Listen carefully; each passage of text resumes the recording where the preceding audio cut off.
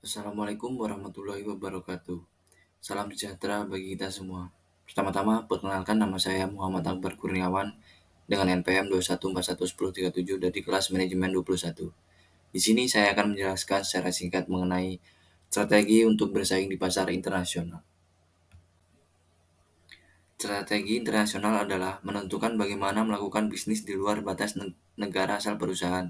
Bisnis internasional telah terbuka secara signifikan dalam beberapa dekade terakhir.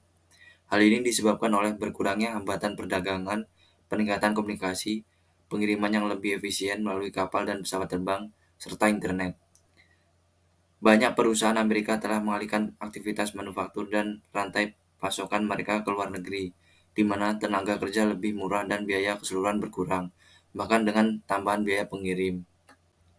Strategi bersaing di pasar internasional merujuk pada rencana atau pendekatan yang digunakan oleh perusahaan atau organisasi untuk mencapai keunggulan kompetitif dan mencapai tujuan bisnis mereka di pasar luar negeri. Ini melibatkan serangkaian langkah dan keputusan strategis yang dirancang untuk memungkinkan perusahaan bersaing secara efektif di lingkungan bisnis internasional yang berbeda, dengan tantangan dan peluang yang khusus untuk pasar global.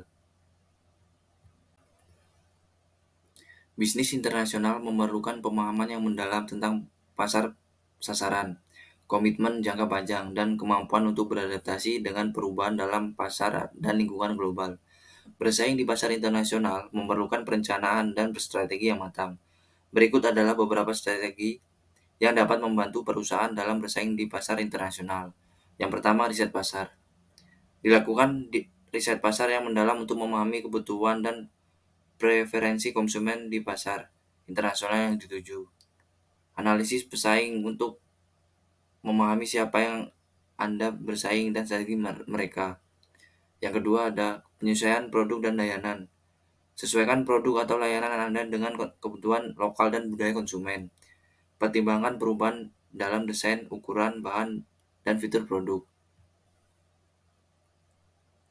Berikutnya ada distribusi dan rantai pasok.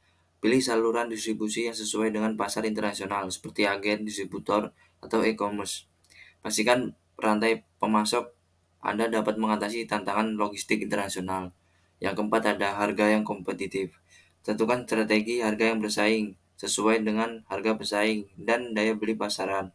Pertimbangkan faktor-faktor seperti biaya impor, tarif, dan pajak ekspor. Berikutnya, promosi dan pemasaran. Kembangkan strategi pemasaran yang relevan dengan budaya dan nilai-nilai lokal. Gunakan media dan saluran promosi yang sesuai dengan preferensi konsumen. Yang keenam ada inovasi dan kualitas. Teruskan tingkat kualitas produk dan layanan Anda untuk mempertahankan daya saing di pasar internasional. Dorong inovasi produk dan proses untuk memenuhi perkembangan kebutuhan konsumen. Yang ketujuh ada manajemen risiko. Pertimbangkan risiko mata uang, risiko politik, dan risiko perdagangan internasional dalam perencanaan bisnis Anda. Manajemen risiko yang baik dapat meliputi perusahaan dan dari fluktuasi pasar dan peristiwa tak terduga.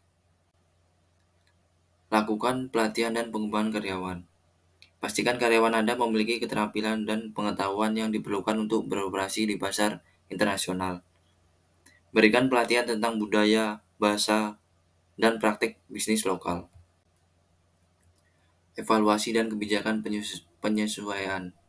Terus monitor kinerja Anda di pasar internasional dan siap untuk melakukan penyesuaian jika diperlukan. Evaluasi hasil dan pelajari dari pengalaman Anda di pasar internasional untuk meningkatkan strategi di masa depan.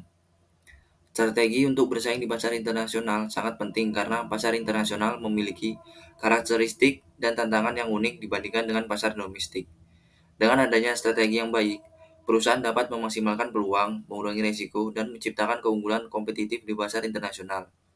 Tanpa strategi yang sesuai, perusahaan mungkin menghadapi kesulitan dalam menghadapi tantangan yang unik dalam bisnis internasional.